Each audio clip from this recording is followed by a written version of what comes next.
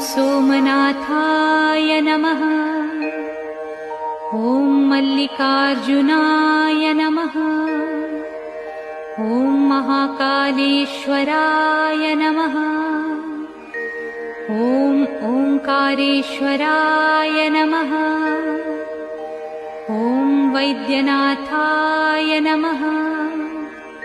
ॐ भीमशंकराय नमः। ॐ रामेश्वराय नमः। ॐ नागेश्वराय नमः। ॐ विश्वेश्वराय नमः। ॐ त्र्यंबकेश्वराय नमः। ॐ केदारेश्वराय नमः। ॐ भुस्मेश्वराय नमः।